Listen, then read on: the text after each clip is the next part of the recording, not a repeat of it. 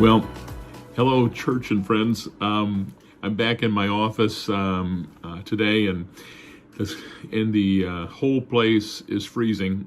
I do have the space heater in here, but I'm going to tell you, with these temperatures right now, the space heater is not keeping up, and so it's pretty chilly.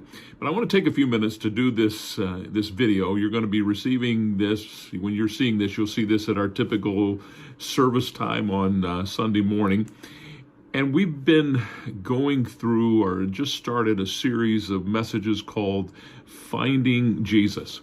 And the whole idea is to find the reality of who he is, his real personality. And I wanted us to have an intensive, great, even fun time of looking at Jesus, kind of taking our filters that we've had before, our preconceived notions of who he is, and looking back at the Gospels and looking at the stories and the things that he said and how he did and what he was facing, and perhaps understand better who he is. Now, as we follow him, we have to understand him better, because we're called to be like him, but we're also called to make him known. And the only way we can do that is to see him as clearly as we possibly can. So let's do that together. Now, this morning, I'm not going to preach the message because, when we found this out at the last second, that we had this gas leak and we couldn't have services this Sunday. Crazy. I mean, not ever happened before, but in the same spirit of 2020, here we go again, right? But just for this weekend. But anyway, when I found that out, I thought, my goodness, I don't want to, at the last second, try to figure out how to stream this to an iPhone. So I thought, because all of our other streaming stuff is right there in the sanctuary, so we can't do it otherwise, I thought, just let me take a few moments and kind of tee this message up a little bit for you, give you the scripture, give you a few thoughts, and then ask you this morning to spend some time in the scripture yourself.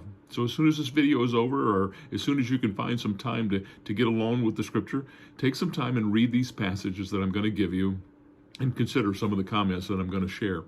So let's do that right now. Matthew chapter 16 is one of the places we're going to go. It's Matthew 16, verses 13 through 27. Now remember, if you're trying to write this down or you haven't got a pen right now, remember that this is a posted video, so you can rewind it and go back and get that scripture again. But Matthew chapter 16, verses 13 through 27, and there's a whole lot in that passage. But the other passage is John chapter 2, verses 13 through 17. And of course, there's a lot in both of these passages. John chapter 2, we've already kind of been there a little bit a few weeks ago, but we're going to come back with some of these ideas that we have in mind. But we're also going to go to Matthew chapter 16. Both of these passages shake us up a little bit. We don't expect Jesus to do some of the things he does here, and we don't expect him to say some of the things he says here. So that's why I want us to kind of zero in on this and try to understand it a little bit better. Understand his personality. John Eldredge calls this part of his personality fierce intention. I've kind of wanted to call it a passionate determination.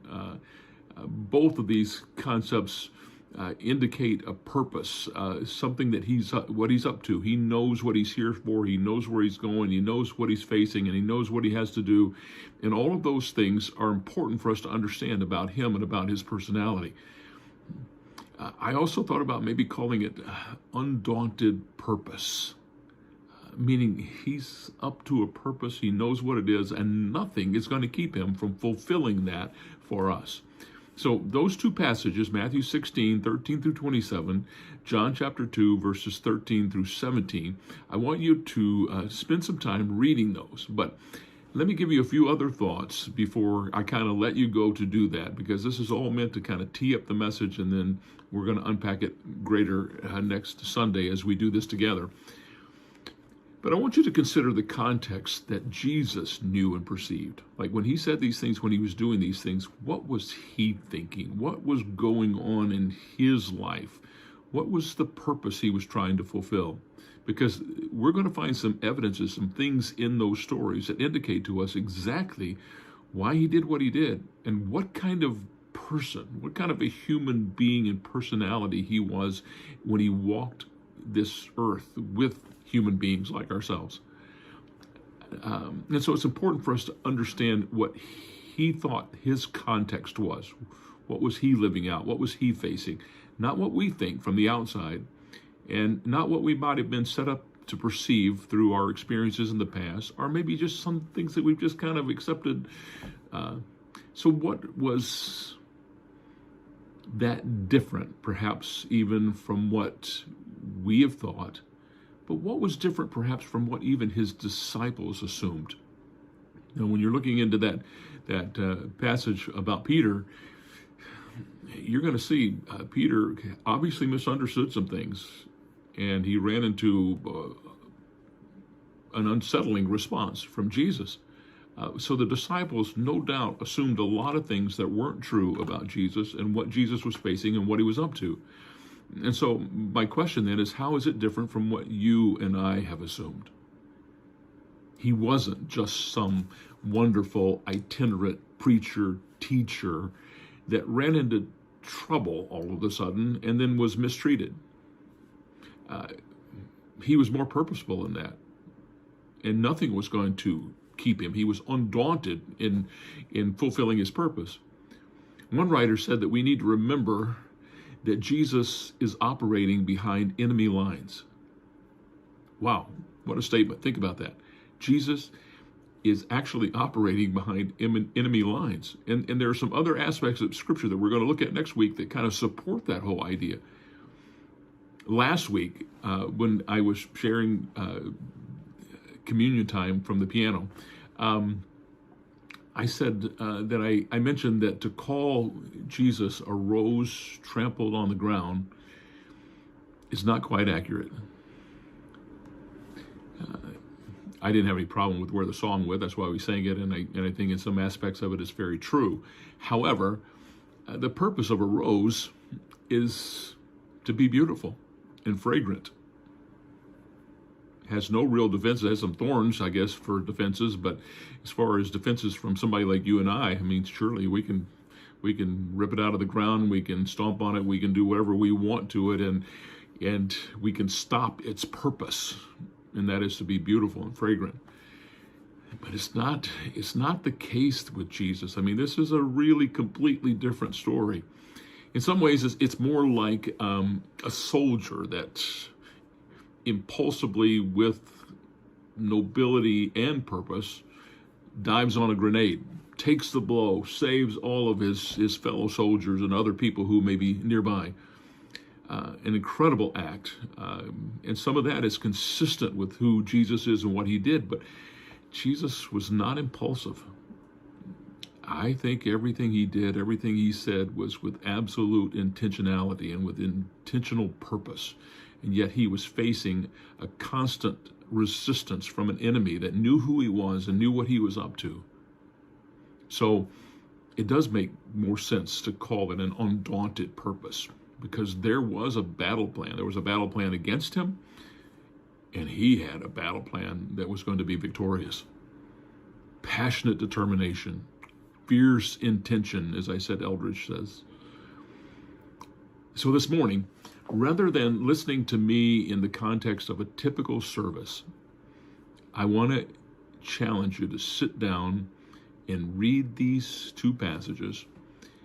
Find some time to meditate on these passages with some of these comments that I've made, some of the questions that I've made, with keeping them in mind and how it applies to you. Start to contemplate the takeaways for your own soul as we continue to attempt to follow him and understand him better. And this is all part of it. And this is going to be an interesting, I think, and powerful discussion we're going to have as we spend time together next Sunday and as we open the Scripture and look more specifically at these passages together. So start to contemplate the takeaways for your own soul. And so next week, we will unpack this more together when we have heat in the building. So I will see you then. God bless you all. Thanks for joining us online today with Living Hope. If you're new with us, we'd love to get connected with you, so please go to our website, livinghope.us, and fill out the Connect card. Also, if you made a decision to follow Jesus, we're so excited for you, and we want to hear from you. So please reach out to us, whether it's on Facebook or Instagram, or send us an email at prayer@livinghope.us.